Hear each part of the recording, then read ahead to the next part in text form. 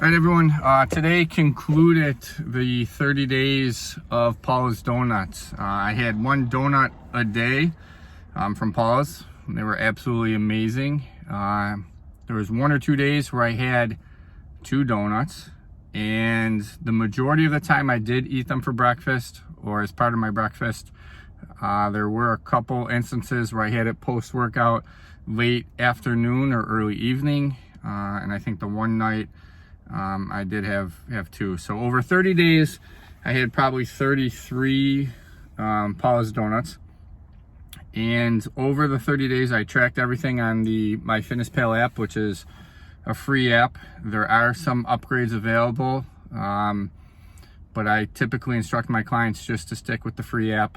It does its job. No sense in paying the extra money on that. And over the course of 30 days, I ended up losing 7 pounds. Now, I'm not suggesting that donuts are the reason why I lost 7 pounds. The only reason why I lost weight was because I was in a calorie deficit. And the point of this kind of experiment, or whatever you want to call it, was to get people to relax their attitudes on kind of an all or nothing principle or mindset with regards to dieting. There were probably 2 or 3 evenings where we went out to eat, and the one night I had a couple drinks, crushed a double burger, some fries, and split a dessert.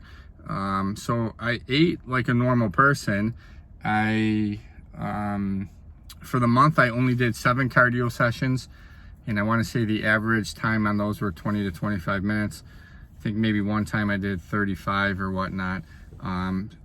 Typically, I don't do more than 2 cardio sessions a week. There are some weeks where I don't do any at all. So I did increase my cardio a little bit, but nothing to the extent that, gym members or clients were asking about. All of the changes were strictly diet related.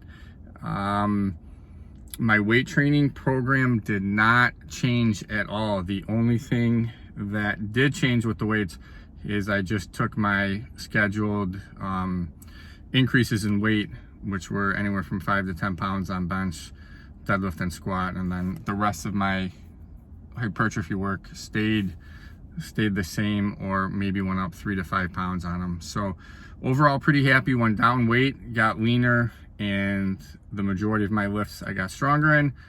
Some of them stayed the same.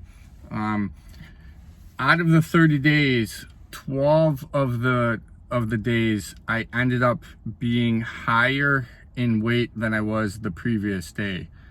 That can be for a variety of reasons. Some days I could tell I was a little bit dehydrated and holding on to some water, so I didn't do a good enough job taking in enough water. Some of the days I may have had a little bit more sodium, from the meals the previous day, and I was, showing that in the scale.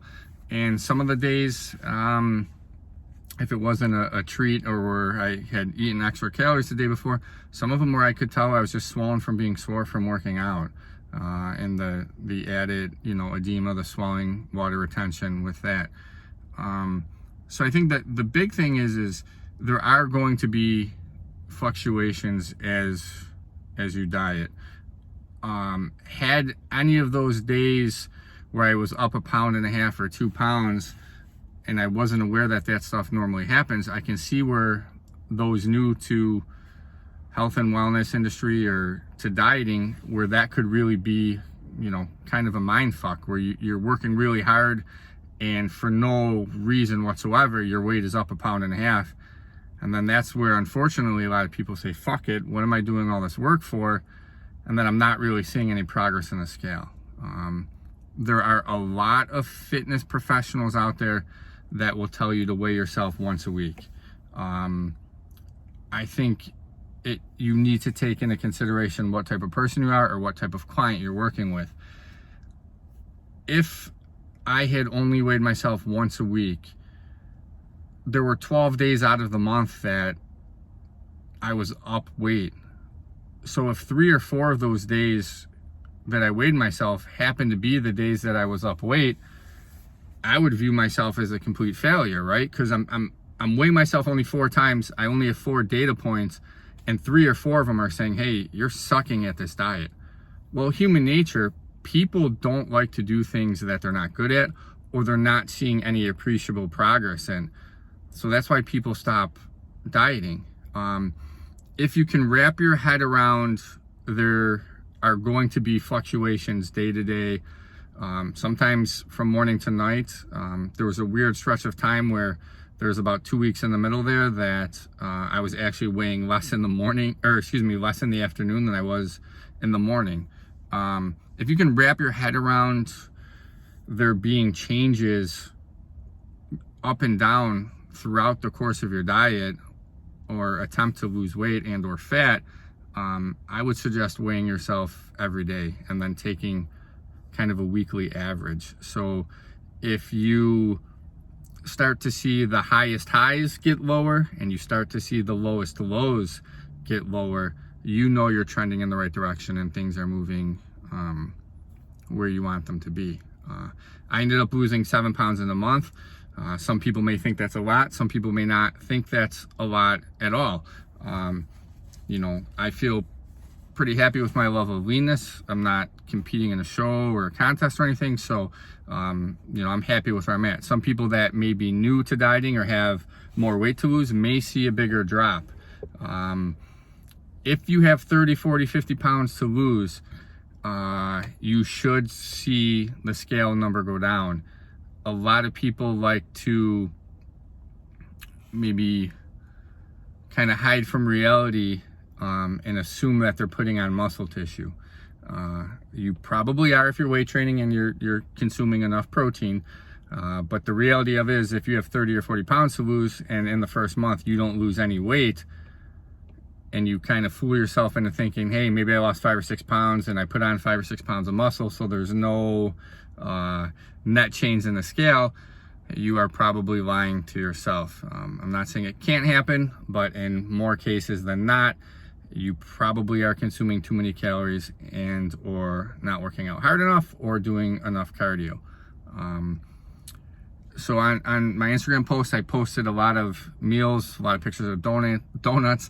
You know, there were a lot of times that I purposely waited to 7:30 or 8 o'clock to have a good chunk of carbohydrates because I wanted to show that there is no magic food fairy at 6 p.m. or 6:01 or 7 p.m. that comes around and sprinkles body fat on your food that magically, if you have this, you know, serving of rice or pasta or fruit, that all of a sudden it's going to go to your ass or your thighs, whereas at 5 p.m. it will go straight to the muscle. I think people get wrapped up in good or bad food, whereas you need to look at your diet and your nutrition intake as kind of the whole package, right? So yeah, I had 30 donuts, but I also had 5 or 6 meals a day, and 4 or 5 of those were healthy, nutritious fruit, yogurt, low fat dairy or beef, sirloin, chicken, fish, whatever the case may be. So that made up the majority of my food intake. People tend to, especially with diet and exercise, have an all or nothing approach. And that just really sets yourself up for failure, where everyone wants to go hog wild and have nothing but tilapia and broccoli or chicken and brown rice. And yeah, you'll lose some weight. You'll probably drop pretty quickly, but the reality of it is the ability to adhere to that and sustain that long term is not good. The success rate for that is not good. That's not real life. You know, you might be able to sustain that for 6, 8, 10, 12 weeks if you're kind of sadistic or doing a contest prep or have, you know, a photo shoot coming up or whatever. But for the majority of general population that just wants to feel better, like, you can fit ice cream in, you can fit donuts in, you can, you know, go out to dinner 1 or 2 times a week and just make some smart choices and not sacrifice the quality of your life and stress out about food.